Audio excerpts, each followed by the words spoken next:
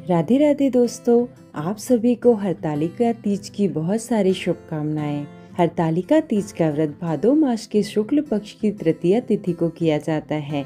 इस दिन माता पार्वती, शिव और भगवान गणेश का पूजन किया जाता है।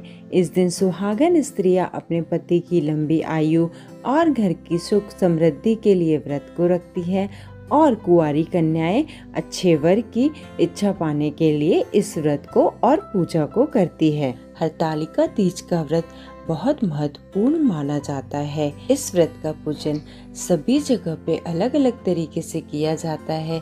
भाव सभी का एक ही होता है, बट पूजा करने की थोड़ी थोड़ी विधि अलग होती है। तो आज के इस वीडियो में मैं आपको बताने वाली हूँ हरतालिका तीज की सरल पूजा विधि। इस दिन पार्थिव मूर्तियों की पूजा का विशेष महत्व होता है।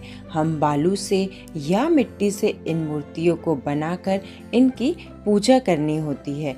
हरतालिका व्रत का जो विधान है उसमें चारों पहर में पूजा की जाती है, किंतु आप अगर नहीं कर सको तो शाम को प्रदोष काल में चौकी लगाकर अवश्य पूजन करना चाहिए। इसके लिए हम पूजा के स्थान को स्वच्छ करके उस पर एक चौकी रखेंगे और लाल या पीले रंग का एक वस्त्र बिछाएंगे, जिस पे फूलों का आसन देते हुए हम भगवान गणेश और शिव पार्वती की प्रतिमा को स्थापित करेंगे। अगर आपके पास मूर्ति हो तो आप मूर्ति स्थापित करिए या फिर आप फोटो को भी स्थापित कर सकते हैं।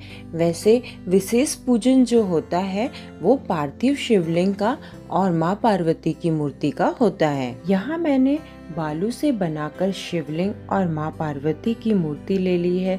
आप इसे पिंडीनुमा आकृति देकर भी बना सकते हैं। हमारे यहाँ पे मूर्तियों को एक कोरे कपड़े पे बनाया जाता है, जो बांस के जीभे पे रखा जाता है, तो इसे मैंने ऐसे ही रखा है। आपके यहाँ इसे जैसे भी रखते हैं आप उसे वैसे रख सकते हैं। इसके बाद हम कलश स्थापना की तैयारी करेंगे, जिसमें हम कलश में जल, हल्दी, अक्षत, पुष्प ये सब डाल के पंच पल्लव रखकर नारियल रखेंगे और साथ ही में एक पूर्ण पात्र रखकर उस पर एक दीपक रखेंगे जो कि अखंड होता है और रात भर जलता है। इसके साथ हम हाथ में पुष्प और अक्षत लेके यह कामना करेंगे कि हमारा यह व्रत निर्विघ्न पूरा हो। अब हम भगवान गणेश का नाम लेके दीप प्रज्वलित करेंगे और सभी मूर्तियों का पंचामृत से स्नान कराएंगे। यहाँ पर मैंने पंचामृत की सभी चीजों को एक ही पात्र में मिक्स कर लिया है। इसके बाद हम शुद्ध जल से स्नान कराएंगे और साथ ही ओम नमः शिवाय का जाप करते रहेंगे, या फिर आप किसी और मंत्र का जाप भी कर सकते हैं। अब हम भगवान गणेश को जनेऊ अर्पित करेंगे और शिवलिंग पर हम वस्त्र स्वरूप कलावा चढ़ाएंगे और पार्वती जी की प्रतिमा पर हम चुनरी उड़ाएंगे। इसके साथ हम पुष्प अर्पित करेंगे और साथ ही साथ हम इत्र भी लगाएंगे। तो इत्र आप जनेऊ को या जो आपने चुनरी उड़ाई है उसको, उन सभी चीज़ों को लगा सकते हैं, या कॉटन की छोटी छोटी बॉल बनाकर भी भगवान के साथ में रख सकते हैं। इसके बाद हम रोली, चंदन और अक्षत से सभी भगवानों का तिलक करेंगे और साथ ही साथ कलश का पूजन करना और दीपक का पूजन करना बिल्कुल नहीं भूलना है, क्योंकि कलश में सभी देवी देवताओं का वास होता है। इसके बाद हमें जो भी पुष्प मिलते हैं वो हम भगवान को अर्पित करेंगे। बेलपत्र, धतूरा जो भी हमें मिल पाता है वो हम श्रद्धा से भगवान को अर्पित करेंगे। अगर इनमें से दी हुई कुछ वस्तुएं आपके पास ना भी हो तो कोई बात नहीं, हमारा भाव महत्व का होता है, वस्तुएं नहीं। अब हम माँ पार्वती को सुहाग का सामान अर्पित करेंगे और जो भी ऋतुफल हमारे पास में हो, मिठाइयाँ हो, वो भोग स्वरूप अर्पित करेंगे।